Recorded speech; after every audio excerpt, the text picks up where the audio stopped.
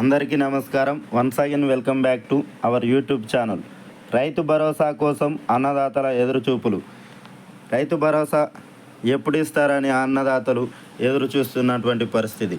ఇచ్చిన హామీ మేరకు 2 లక్షల వరకు ఉన్నటువంటి పంట రుణాలను మాఫీ చేసినటువంటి రాష్ట్ర ప్రభుత్వం మరో కీలకమైనటువంటి హామీని మాత్రం మర్చిపోయినట్లుగా కనిపిస్తుంది.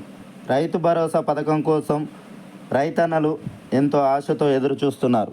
వానాకాలం సాగు ప్రారంభమై పూర్తి కావచ్చిన రైతు భరోసా పథకంపై గంపెడు ఆశలు పెట్టుకున్నటువంటి రైతన్నల యొక్క పరిస్థితి దయనీయంగా మారినటువంటి పరిస్థితి. ఇప్పటి వరకు రాష్ట్ర ప్రభుత్వం వానాకాలం యాసంగి సాగు కోసం రైతులకు పంట పెట్టుబడి సాయాన్ని రైతు బంధు పథకం కింద అందిస్తూ వచ్చింది. తెలంగాణ రాష్ట్రం ఏర్పడిన తర్వాత టీఆర్ఎస్ ప్రభుత్వం 2018 వానాకాలం సీజన్ నుంచి రైతు బంధు పథకాన్ని అమలు చేయడం ప్రారంభించింది. గడిచినటువంటి 6 సంవత్సరాలలో వానాకాలం యాసంగి సీజన్లలో 12 సార్లు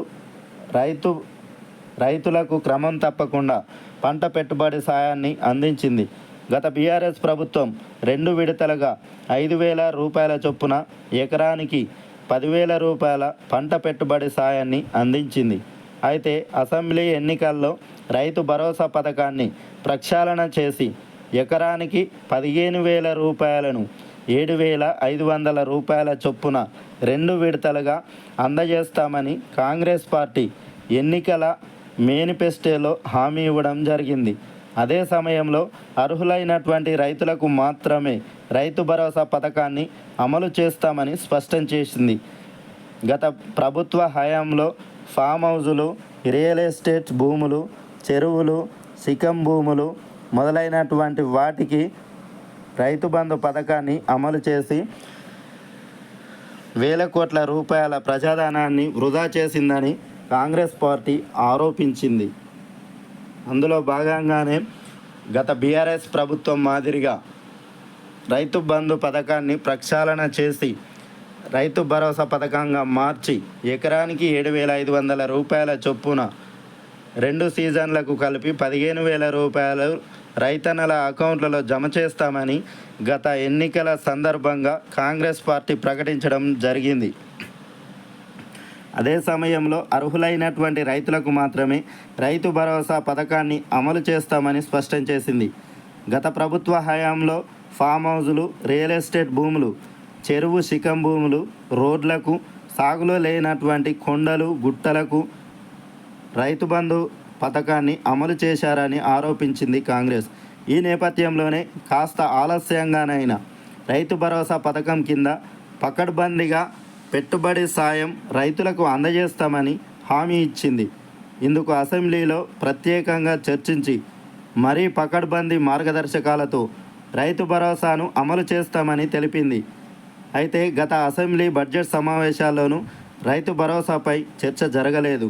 మరోవైపు ఉమ్మడి జిల్లాల వారీగా ఇప్పటికే రైతు భరోసాపై కేబినెట్ సబ్ కమిటీని వేసింది కాంగ్రెస్ ప్రభుత్వం. ఈ కేబినెట్ సబ్ కమిటీ రైతుల నుంచి, రైతు సంఘాల నుంచి సలహాలు, సూచనలను స్వీకరించింది.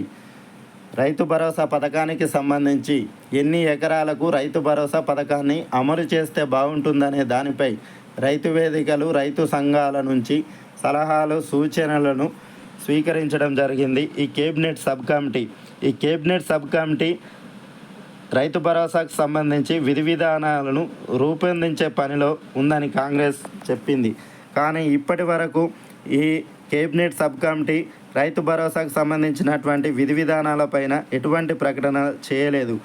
ఎన్ని ఎకరాలకు రైతు భరోసా పథకాన్ని ఇస్తే బాగుంటుందనే నిర్ణయానికి వచ్చింది. కానీ ఈ రైతు భరోసా పథకాన్ని ఎప్పుడు అమలు చేస్తామనే విషయాన్ని ఇప్పటి వరకు ప్రకటించలేదు.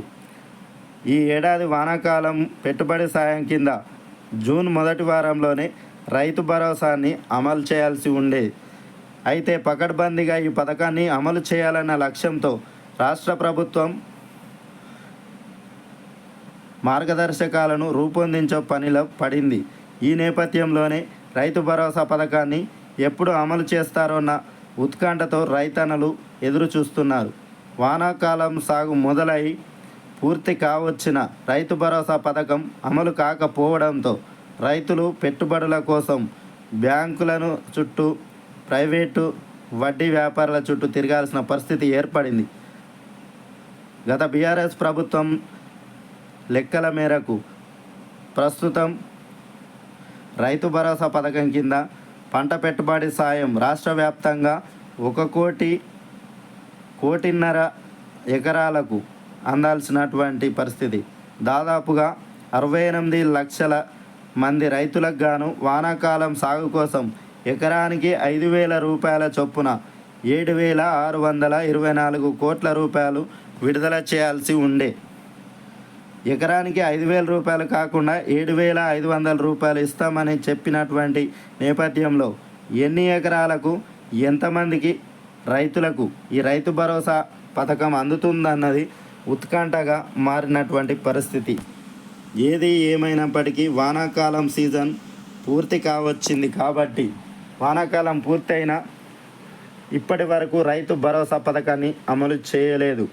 ఎకరానికి 7,500 రూపాయలు, సంవత్సరానికి 15,000 రూపాయలు రైతన్నల అకౌంట్లలో జమ చేస్తామని చెప్పినటువంటి కాంగ్రెస్ ప్రభుత్వం ఇప్పటిదాకా రైతు భరోసా పథకాన్ని అమలు చేయకపోవడం వలన రైతన్నలు ఎంతో ఆశతో ఎదురు చూస్తున్నటువంటి పరిస్థితి. ఇకనైనా ఆలస్యం చేయకుండా కేబినెట్ సబ్ కమిటీ విధి విధానాలను ఎన్ని ఎకరాల రైతులకు ఈ రైతు భరోసా పథకాన్ని అమలు చేస్తారో దానిపైన సమగ్రంగా చర్చించి వెంటనే రైతు భరోసా పథకాన్ని అమలు చేయాలని రైతన్నలు కోరుతున్నారు. Okay, thanks for watching. Please subscribe my channel. Thank you.